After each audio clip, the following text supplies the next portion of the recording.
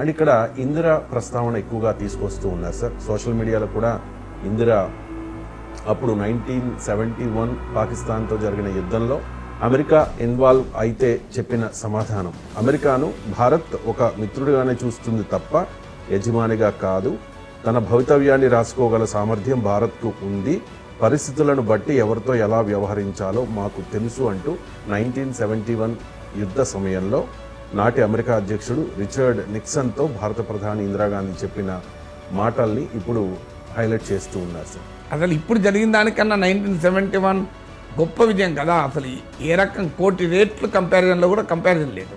1971లో పాకిస్తాన్ 2 ముక్కలైంది కదా, బంగ్లాదేశ్ ఏర్పడింది కదా, 90,000 మందికి పైగా సైనికులు లొంగిపోయారు. ఇప్పుడు ఎవరు లొంగిపోయారు? పాకిస్తాన్ సైనికులు.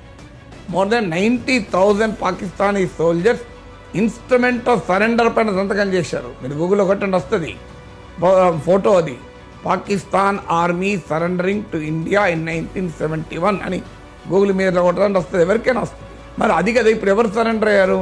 సరెండర్ కాలే, మేమే గెలిచామని ఇప్పుడు చెప్పుకుంటున్నారు. మరి అప్పటికి ఇప్పుడు పోలిక ఎక్కడిది? అందువల్ల డెఫినెట్గా 1971తో పోలిస్తే 2025 నథింగ్ అది. ఇప్పుడు కనీసం మిలిటరీ అలై ఇప్పుడు అమెరికా అటు ఇటు కాకుండా మధ్యలో ఉన్నది. అప్పుడు క్లియర్గా పాకిస్తాన్ వైపు ఉంది.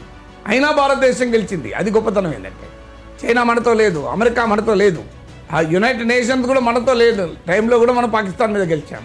ఇప్పుడున్న పరిస్థితులతో పోలిస్తే అప్పుడు చాలా ప్రతికూల పరిస్థితులు కదా, అయినా గెలిచాం.